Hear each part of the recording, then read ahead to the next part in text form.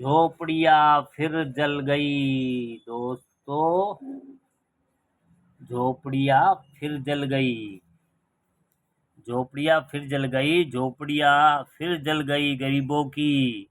दूरदर्शन अखबार वालों ने कहा अब की बार जान का कोई नुकसान नहीं हुआ। हाँ, कुछ मवेशियाँ, मुर्गियाँ और आवारा कुत्ते जरूर झुलस गए हैं आग की लपेटों में।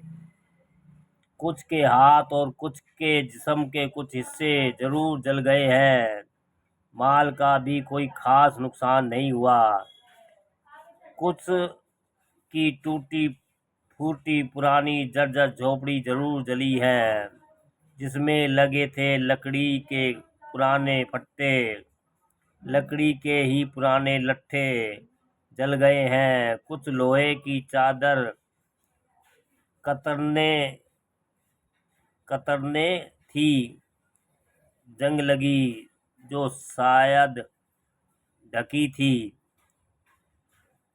प्लास्टिक की पुरानी सी काली सी कहीं कहीं सफेद और कहीं नीली चादर से जल गए हैं। कुछ स्टोव जिसमें रोज खाना बनाते थे वो गरीब लोग,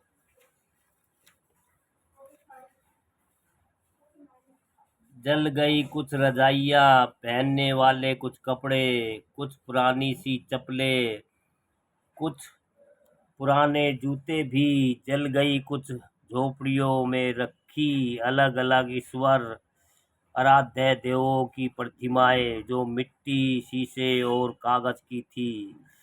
कुछ बर्तन जो सिल्वर, स्टील, एल्युमिनियम के थे, चटक कर पानी के। कुछ घड़े भी। ये झोपड़ियाँ ही क्यों जलती है अक्सर गरीबों की, या फिर कुछ खास किस्म के व्यापारियों की दुकानें, लोग कहते हैं। कुछ गरीब तो शायद ऐसी झोपड़ी भी नहीं बना पाएंगे।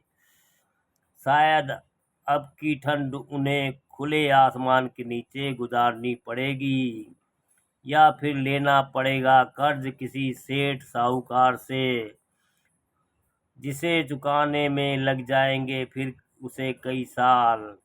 मैंने सुना है, देखा है, कुछ लोग आग लगने से बन जाते हैं धनवान।